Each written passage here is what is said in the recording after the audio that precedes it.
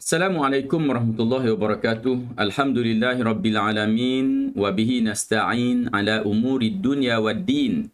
Asyhadu an la ilaha illallah wahdahu la syarikalah wa asyhadu anna Muhammadan abduhu wa rasuluh. Amma ba'd. Alhamdulillah, kita bersyukur kepada Allah Subhanahu wa taala dapat kita jumpa lagi, dapat kita bersama lagi pada kali ini untuk kita menyambung lagi pelajaran kita mata pelajaran pendidikan Islam, iaitu pada pelajaran yang ke-12 yang masih dalam unit 1 di bawah tajuk perkahwinan, yang mana kita akan masuk kepada bahagian yang kedua bagi tajuk perkahwinan ini. Sebelum kita pergi dengan lebih lanjut lagi, kita akan lihat terlebih dahulu apakah yang akan kita bincangkan. Apakah yang akan kita bincangkan dalam tajuk ini atau dalam bahagian ini, iaitu mempelajari rukun dan syarat dalam perkahwinan. Nak belajar rukun perkahwinan tu apa nak kena ada. Sementara kemudian dalam rukun tu apa syarat yang perlu dipenuhi bagi setiap rukun tersebut. Seterusnya menjawab soalan di bahagian deskripsi. Kita tak ada soalan kebat untuk tajuk ini kerana soalan kebat akan berada pada bahagian yang ketiga nanti. Rukun nikah.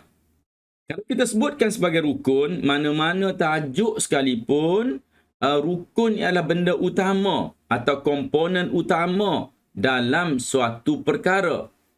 Kalau ibadat, ibadatlah. Kalau muamalat, muamalatlah.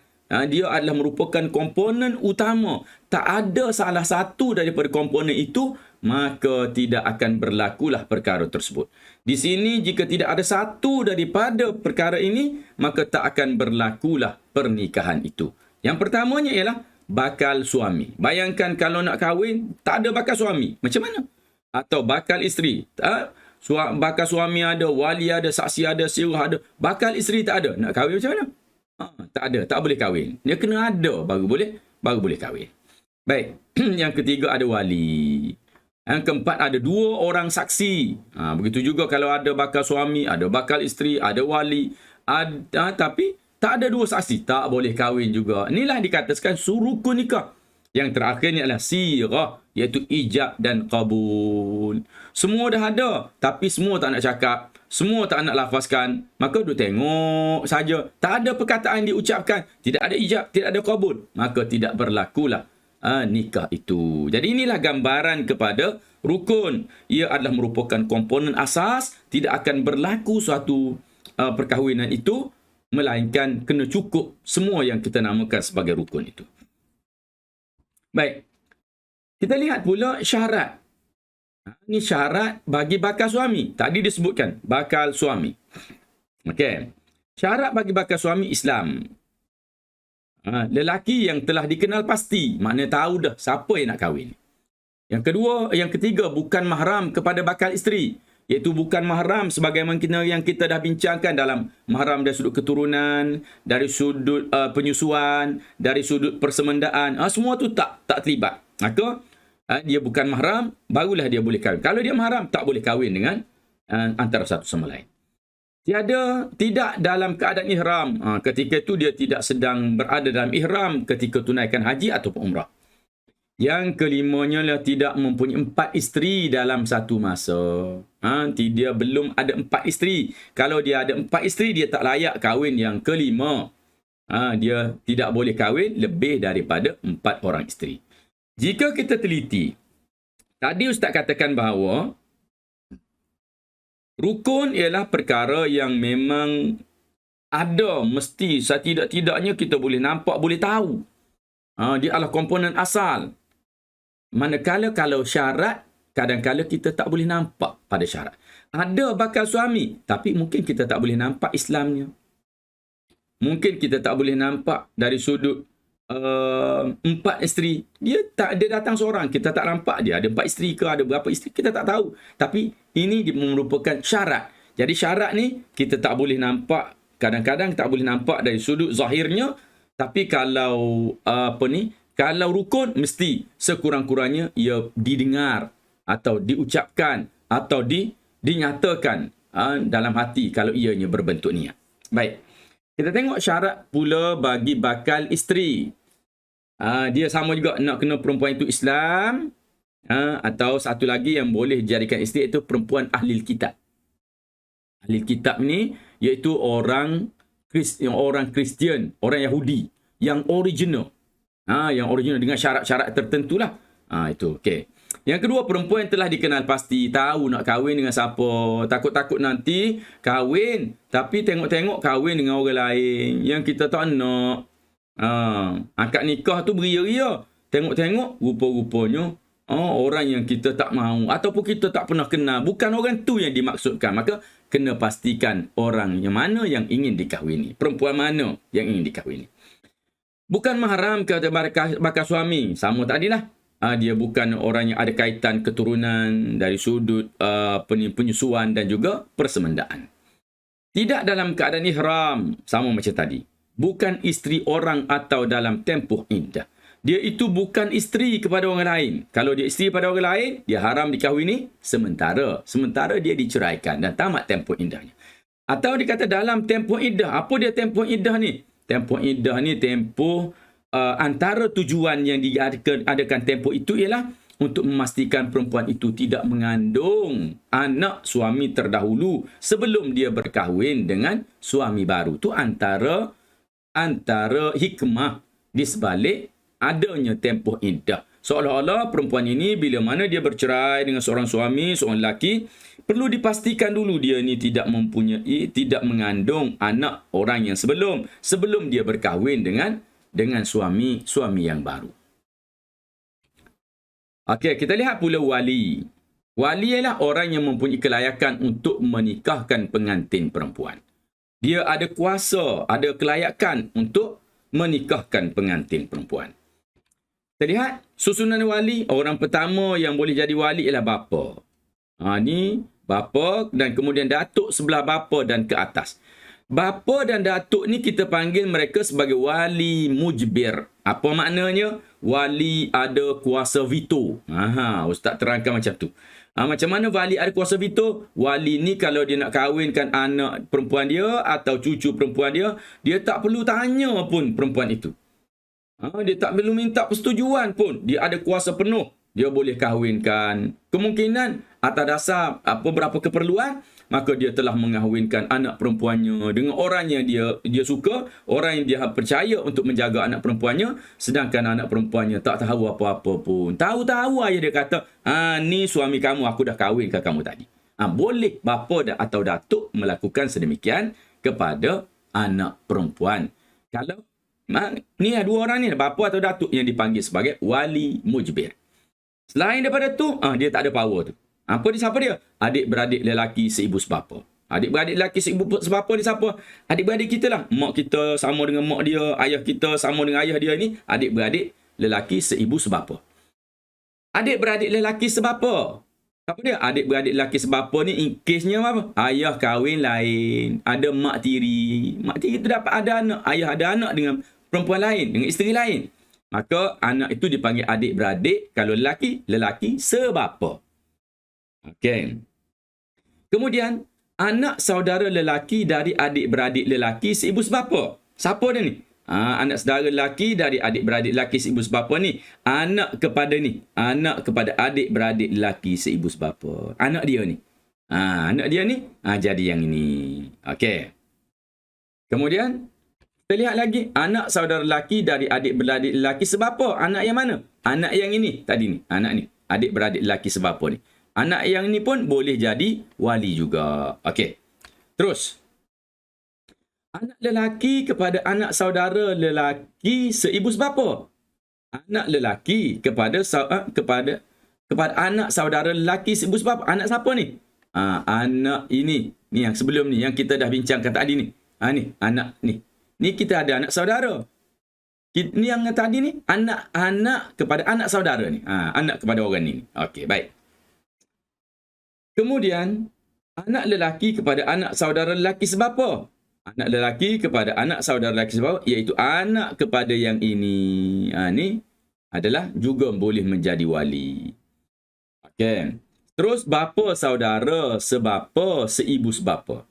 Iaitu adik-beradik ayah yang lelaki itu. Adik-beradik ayah yang seibu sebapa. Ni dia panggil bapa saudara sebelah bapa seibu sebapa. bapa saudara sebelah bapa sebapa.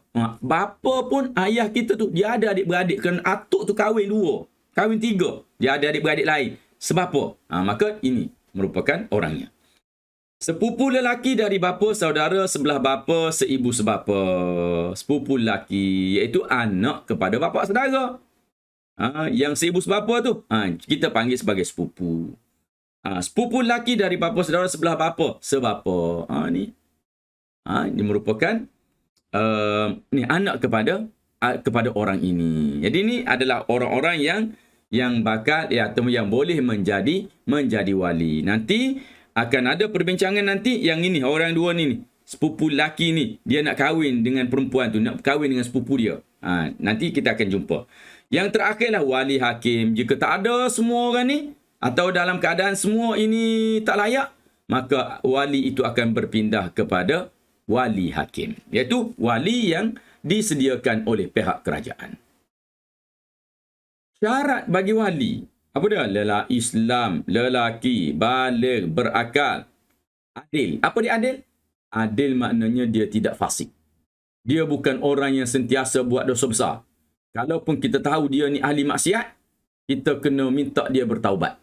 Dia beristighfar, lepas dia istighfar apa semua sekali, baru boleh jadi wali. Maka secara zahirnya dia telah bertaubat. Bila orang dah ada banyak dosa bertaubat, maka dia tidak lagi dikira sebagai orang yang fasik. Okey. Antara syarat bagi wali juga adalah merdeka. Ni tak ada zaman ini. Iaitu bukan dari kalangan hamba. Syarat bagi wali tidak dalam keadaan ihram. Orang tu bukan tengah buat haji atau umrah. Tidak dipaksa mewalikan. Wali tu bukan dipaksa. Dia letak pistol di kepala dia. Kalau tak kahwinkan anak kau atau tak kahwinkan orang di bawah jagaan kau, aku tembak kau. Maka perkahwinan kalau dia buat, tidak sah.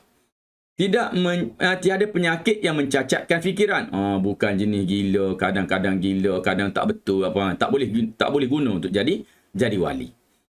Kemudian mampu melihara dan mengurus hartanya. Maksudnya dia ini orang yang boleh jagalah. Harta dia boleh jaga, diri dia boleh jaga. Barulah dia ada kelayakan untuk menjaga orang lain. Okey. Sebab perpindahan wali nasab kepada wali hakim. Wali-wali yang Ustaz sebutkan tadi, keluarga ni, dia kadang-kadang dia hilang kelayakan. Ataupun dia tak ada. Nanti kita tengok kenapa kita daripada wali nasab boleh pindah kepada wali hakim. Iaitu tiada wali nasab. Orang ni sebatang kara, tak ada ayah, tak ada adik-beradik, tak ada pak saudara, tak ada anak saudara, tak ada sepupu, tak ada semua. Maka wali dia adalah wali hakim. Okay. Wali nasab berada jauh melebihi 2 marhalah. Wali nasab ada tapi jauh, nak pergi jauh. Okey. Jadi kalau dulu 2 marhalah 100 km, berapa lama nak berjalan? Maka pada ketika itu berpindahnya wali daripada wali hakim nasab kepada wali hakim. Okey, wali hilang dan tidak dapat dikesan. Dia pergi kerja tak balik-balik, tak boleh nak jumpa dah, tak cari tak jumpa dah. Maka wali ni siapa? Wali hakim. Mu'allaf yang tiada wali nasab. Orang tu baru masuk Islam, mak ayah dia bukan Islam, pak saudara bukan Islam, adik-beradik dia bukan Islam, maka dia nak kahwin. Siapa yang jadi wali dia? Wali hakim. Okey. Lagi, siapa yang akan jadi wali hakim akan kahwinkan dia? Anak tidak sah taraf. Siapa anak tak sah taraf? Mungkin dia anak zina. Atau mungkin dia anak kepada perempuan yang dirogol. Jadi, anak-anak yang tidak sah taraf ini, yang tidak berasal daripada perkahwinan yang betul ni, maka orang itu dikira sebagai anak tidak sah taraf. Maka, siapa yang akan jadi wali dia? Kerajaan, iaitu dinamakan sebagai wali hakim. Lagi, wali dalam ihram. Wali duduk tengah buat haji, tak boleh juga. Dan pengantin dah tak sabar nak tunggu dah. Maka dia nak kahwin, kena dengan wali hakim. Wali enggan mewalikan pernikahan. Wali tak nak menikahkan. Dan dia bagi alasan yang tak valid. Maka boleh pindah kepada wali hakim. Wali sendiri yang hendak berkahwin dengan perempuan tersebut dan tiada wali lain yang setaraf. Ni kes sepupu, nak kahwin sepupu. Maka kena cari wali hakim. Tak ada wali lain dah. Dia je sebenarnya satu-satunya wali. Tapi dia yang nak dengan sepupunya, dengan perempuan itu. Maka dia kena berkahwin dengan menggunakan wali hakim. Okey. Kita lihat lagi 2 orang saksi. Syarat bagi saksi Islam, lelaki, baligh, berakal, adil, merdeka. Sama macam tadi. Ustaz tak nak ulang dah. Dan tambah lagi pendengaran yang baik. Dia boleh dengar. Kalau dia pekak, mana boleh jadi saksi? Akak pun tak dengar. Penglihatan yang baik. Ini mata kena nampak. Nanti dia tengok kahwin. Tapi tak nampak orang tu siapa. Nak tahu lelaki tapi dia sendiri tak cam sebab mata dia rabun. Tak boleh. Dia tak boleh jadi saksi. Sirah. Apa dia sirah? Iaitu yang mudahnya kita cerita ijab kabul. Itu kita nama sirah. Okey. Lafaz yang diucapkan oleh wali atau wakil dinamakan ijab. Kabul yang lafaz yang diucapkan oleh bakal suami atau wakilnya. Itu dinamakan sebagai kabul. Itu jawab lafaz jawab itu dikira sebagai kabul. Contoh sirah. Ijab kata apa? Bahagian ijab. Aku nikahkan engkau dengan anak perempuanku dengan mas kahwin sebanyak sekian. Kabul apa? Pengantin berkata, aku terima nikahnya dengan mas kahwin sebanyak ini semua sekali. Okay. Ini dipanggil contoh sirah, contoh ijab dan kabul. Syarat bagi sirah menggunakan lafaz kahwin, nikah atau terjemahan tepat dari keduanya.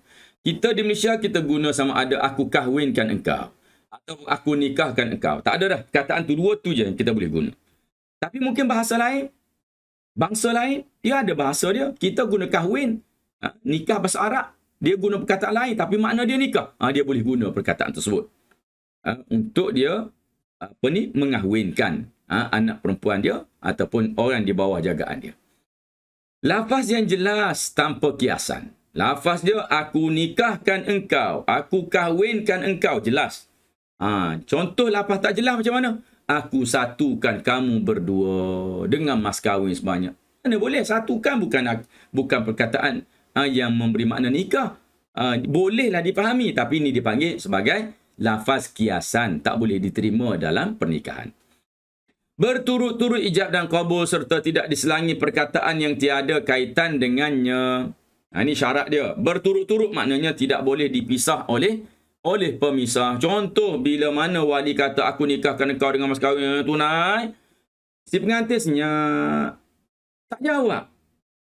Dia diam lama tu sehingga orang yang tengok dia ni nak jawab ke tak nak jawab ni. Tu dikira putus. Tak boleh lagi dia jawab. Kalau dia jawab pun, akad itu tidak sah. Atau dia bercakap benda lain. Wali kata tunai dah. Sudah selesai dah. Sebut tunai. Dia pun bercakap benda lain. Contoh, ada kawan dia tanya, kereta parking kat mana? No, kat bawah pokok. Aku terima nikahnya. Tak boleh sebab dia dah selangkan. Aku terima nikah dengan tunai dan aku terima nikah tadi dengan perkataan parking kat bawah pokok. Tak boleh. Jadi dia tak boleh diselangi oleh perkataan yang lain ketika mana dia menjawab kabul bagi suatu pernikahan. Syarat sirah lagi, lafaz berkuat kuasa serta-merta. Serta-merta kesannya. Tak boleh ditangguh. Contoh, yang tangguh ni macam mana? Aku terima nikahnya apabila tiba bulan Syawal. Kan? Aku terima nikahnya bila? Apabila tiba bulan Syawal. Tangguh pula nak terima. Maka, lafaz itu dikira tidak sah. Tidak ada taklik atau tidak ada syarat. Tidak ada taklik atau tak ada syarat. Kalau ada taklik macam mana? Ada taklik contohnya, aku nikahkan engkau dengan anakku jika engkau mendapat kerja. Wali kata, kalau kau dapat kerja, aku nikahkan. Jadi, ini merupakan syarat. Tak boleh. Taklik syarat ni benda yang sama. Amalan yang berlaku di Malaysia, setelah selesai akad, barulah si suami akan melafazkan syarat-syarat itu, syarat di luar akad. Yang kita katakan tidak sah ialah syarat di dalam akad nikah. Okey, itu mengganggu sirah atau mengganggu akad sesuatu pernikahan. Syarat lagi, kelayakan wali dan bakal suami berkekalan sehingga selesai akad. Maknanya suami dan wali ni kekal kelayakan dia sehingga selesai. Contoh tak selesai macam mana? Contoh hilang kelayakan, wali pengsan selepas melafazkan ijab sebelum bakal suami melafazkan kabul. Wali lafazkan ijab sebelum suami itu, bakal suami itu jawab, wali pengsan. Maka dikira sebagai hilang keahlian. Maka kena akad semula. Tidak dibataskan dengan tempoh masa. Tidak dibataskan dengan tempoh masa. Macam mana? Contoh dibataskan tempoh masa. Aku terima nikahnya untuk 1 tahun sahaja. Dia nak kahwin setahun. Lepas tahun tak nak dah. Maka ini juga dikira sebagai akad yang tidak sah jika dikaitkan dengan satu tempoh masa. Jadi itu kita dah sampai kepada penutup. Sila jawab soalan di bahagian deskripsi. Like, share dan subscribe video ini jika belum.